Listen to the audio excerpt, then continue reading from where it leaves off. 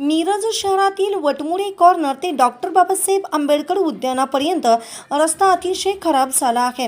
महापालिका तसेच सार्वजनिक बांधकाम विभागाकडून या रस्त्यावर दरवर्षी लाखो रुपयांची उधळपट्टी केली जाते।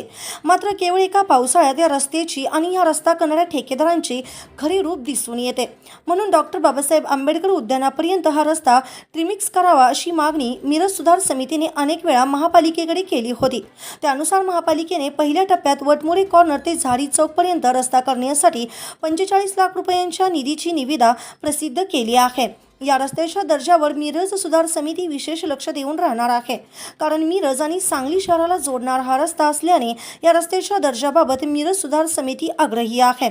रविवारी मिरज सुधार समितीचे ॲडव्होकेट ए काझी, अध्यक्ष नरेश सातपुते, समन्वयक तसेच शंकरतात्या परदेशी, उपाध्यक्ष तौफिक देवगिरी, कार्यवाह वसीम सय्यद, सहसंपर्क प्रमुख अजीम बागवान, असिफ निपाणीकर, सुरेश झेंडे, दिनेश तामगावे, अमीर डांगे तसेच शब्बीर बेंगलोरे, सुभान सौदागर, गुंडूराव कांबळे आदी सदस्यांनी रस्त्याची पाहणी केली आणि रस्त्याच्या दर्जाबाबत ठेकेदार आणि महापालिका प्रशासनासोबत संवाद साधून काम करणार असल्याचे मिरज सुधार समितीचे अध्यक्ष नरेश सातपुते यांनी सांगितले।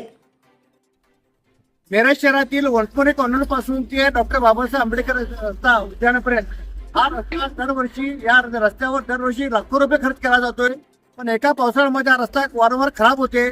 त्यासाठी मिरज सुधार समिती अनेक वेळेला महापालिकेकडे पाठपुरावा केलेला होता की वटमुळे कॉर्नर पासून ते डॉक्टर बाबासाहेब आंबेडकर उद्यानापर्यंत हा रस्ता डांबरीकरण न करता हा रस्ता ट्रेनिंग चांगल्या दर्जाचा कॉन्क्रीटचा रस्ता करायची मागणी होती।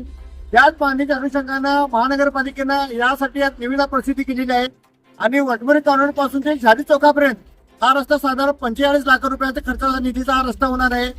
या रस्त्याचे दर्जा अतिशय चांगल्या पद्धतीने होण्यासाठी काम करणार आहे, जेणेकरून हा मिरज आणि सांगली शहराला जोडणारा हा अतिशय महत्वाचा रस्ता असल्यामुळं त्या